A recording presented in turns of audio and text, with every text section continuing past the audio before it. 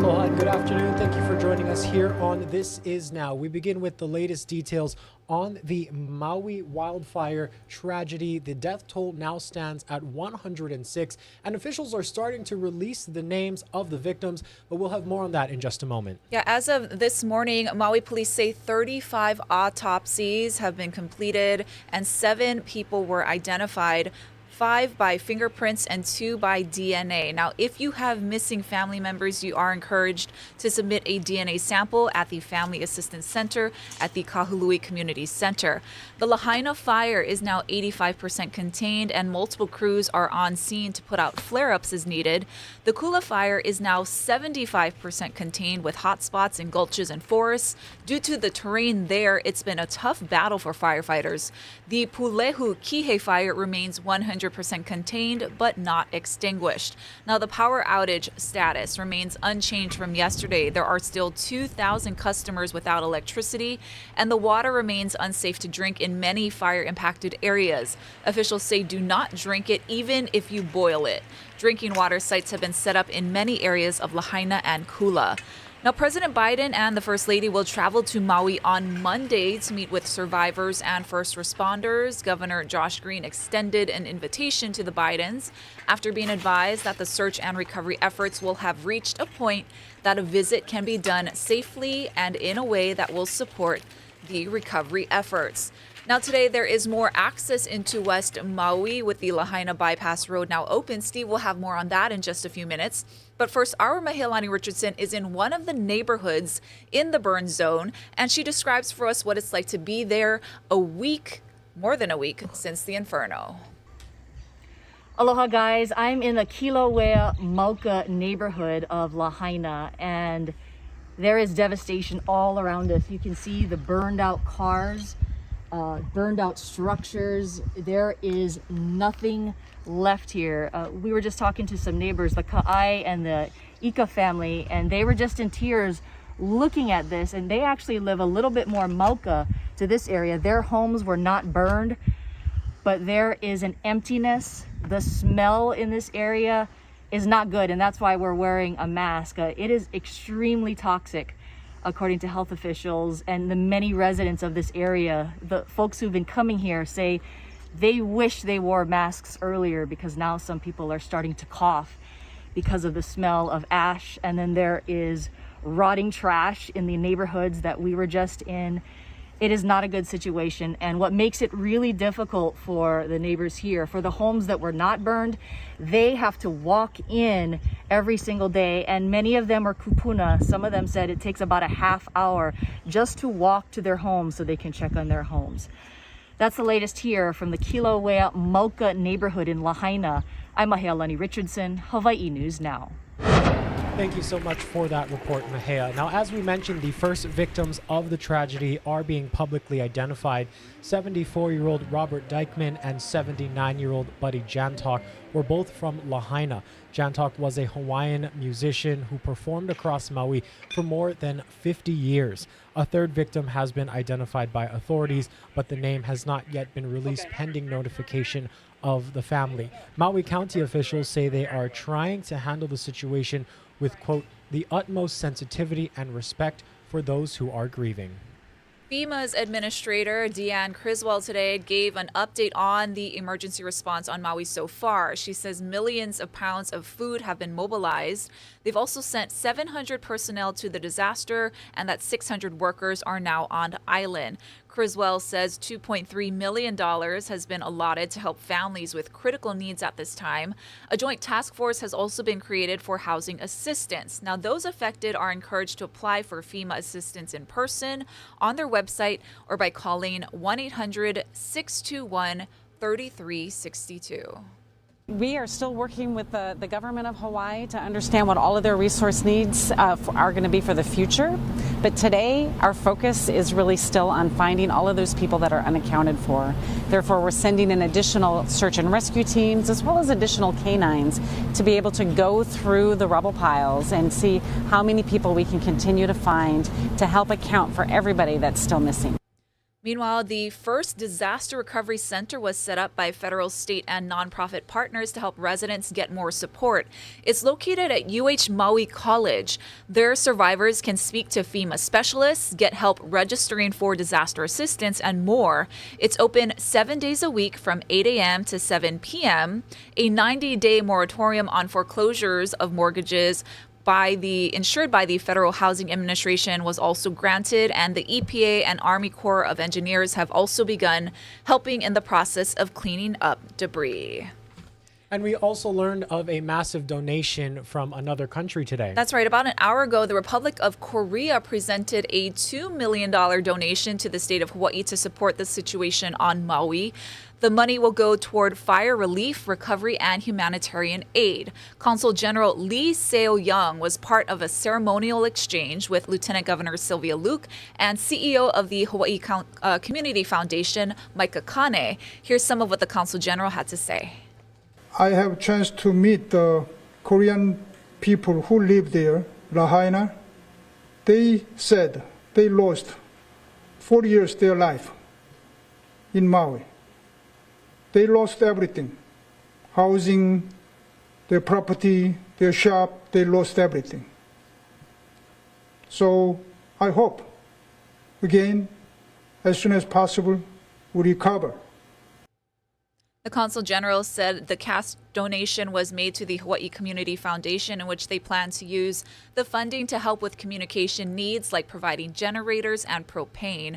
The donation is a sign of solidarity in the continued relationship between Hawaii and the Republic of Korea and comes amid the 120-year anniversary of Koreans immigrating to the U.S. and 75 years of alliance with the country.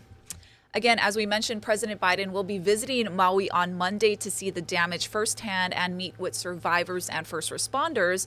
FEMA also encouraging residents to sign up for as much aid as possible. Yeah, and they say that one-time $700 critical needs payment is only a fraction of what is available. Natalie Brand has more from Washington.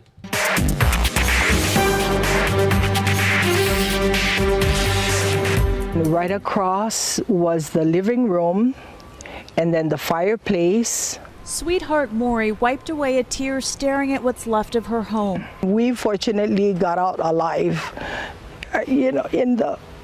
before the fire came. Her family is among more than 1,300 households receiving an initial $700 from FEMA for immediate needs like food and medicine. The $700 one-time payment for critical needs is only a fraction of the FEMA assistance that may be available. FEMA has deployed more than 700 personnel to the disaster zone and is sending more canine teams and mortuary specialists. We're working carefully to search the affected areas thoroughly and compassionately while respecting all of the cultural sensitivities. Many outside groups are also helping with supplies, like this longshoremen's union in Northern California collecting donations. The County of Maui has also set up this website, Maui Nui Strong, for both people who need help and those who can offer services, from transportation to food to temporary shelter. They save us. They have a good heart. These four women who lost everything in Lahaina are now living with two strangers they connected with through their local YMCA. As far as bringing this small family into our home, this is par for the course for the community right now. We need more from people with lots of money. We need more from our government. Residents and government officials know this is still just the beginning, anticipating a years-long recovery on the island. Natalie Brandt, CBS News, Washington. Now later today, field teams in Hawaii will open a joint disaster recovery center where survivors can speak face-to-face with FEMA specialists, and they can also get in touch with voluntary organizations and have access to other federal and state resources. Now the effort is also ongoing to move displaced residents out of the shelters and into hotels and Airbnbs. A federal disaster mortuary response team as well as a victim identification team have been deployed to Maui. The feds have deployed about 75 coroners, pathologists, X-ray and lab technicians, and others to help identify victims. Many are based at the coroner's office. Some are stationed at the Maui Community Center. We're told a portable morgue has arrived with all of the supplies and equipment needed for processing remains. After more than a week, the road to Lahaina has reopened, but officials are still stressing that the burn area in Lahaina town remains off limits and no one should go there. Our Steve Uehara was live earlier this morning on Sunrise and filed this report. I know there had been concerns that people were saying, well, they're going to let us in, but that might still take some time. They said that they're not going to check IDs.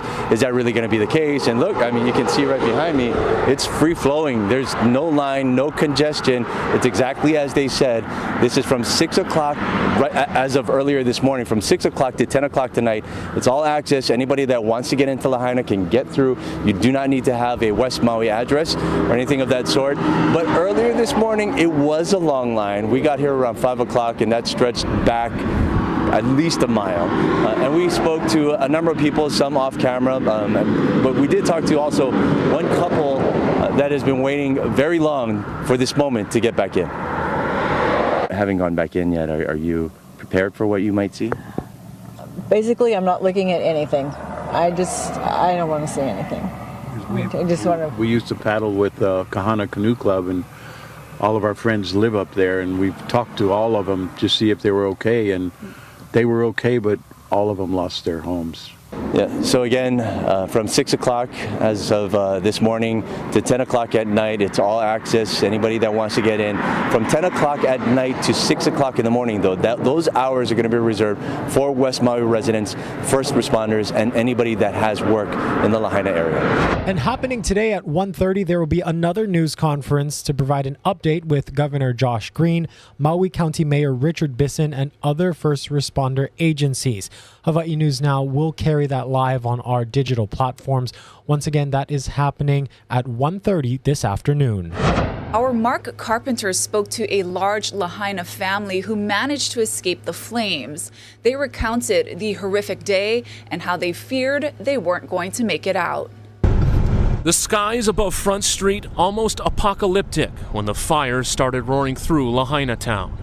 Humberto Cardenas, his mother, and their pets stuck in the frenzy of cars trying to evacuate while flames took over. It was like a few feet just like right next to our car, like everything just catching on fire, like the outlets, like they have like trees that were just catching on fire. There was like the ashes coming down from Lahaina Luna. There was like fire just like flying down, like it was just raining fire. It was just super scary.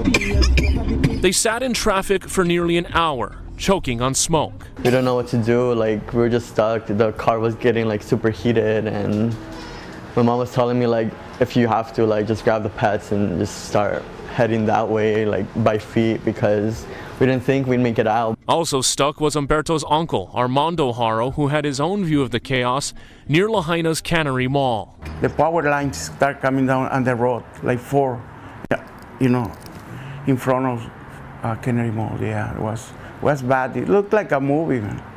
And then plenty black smoke coming out, and plenty people running, buying stuff. Fortunately, Haro, Cardenas, and their immediate families made it safely to another relative's home in Ka'anapali.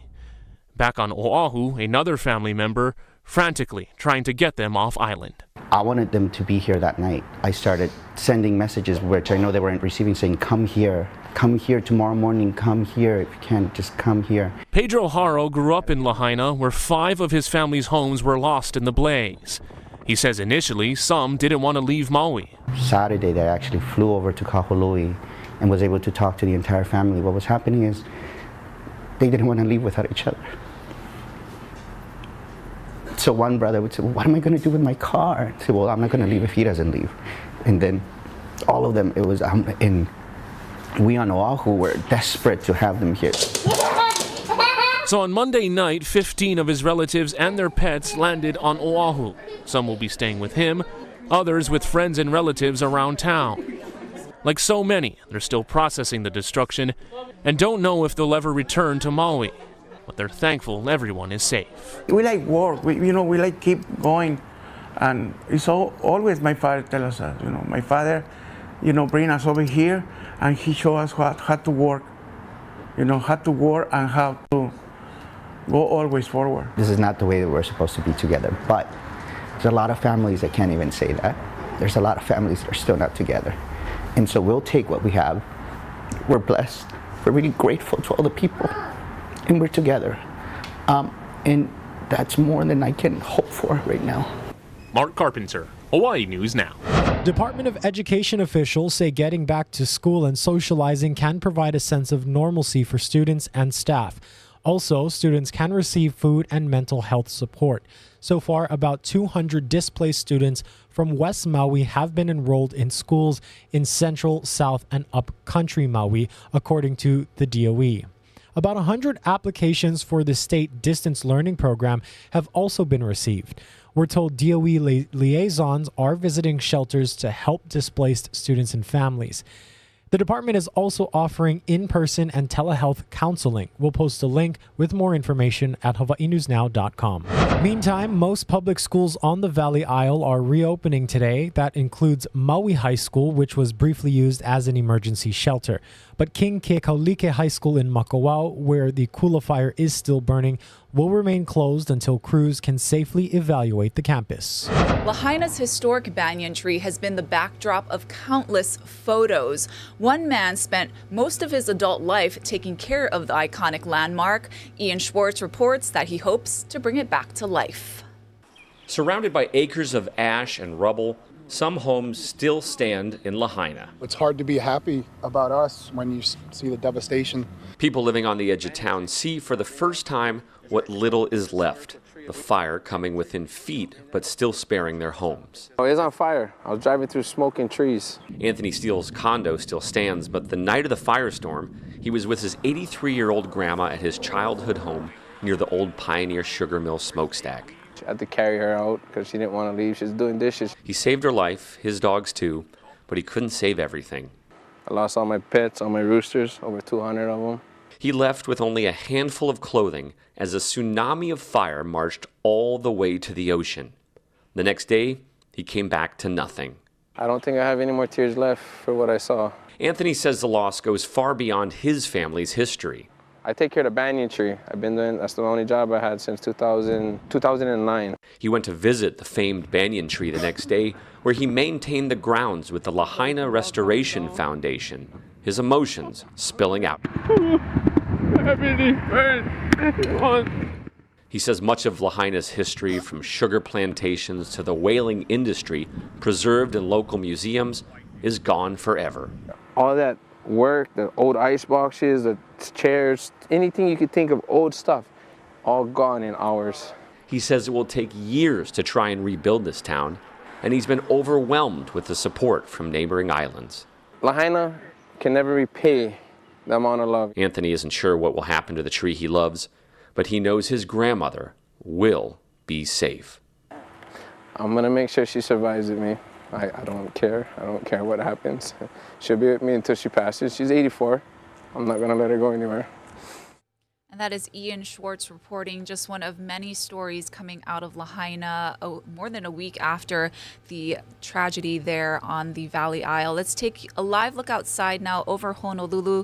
Temperature in town 83 degrees and some trade winds blowing our way on this Aloha Wednesday. For a look at the forecast, let's send it over to Guy Hagi.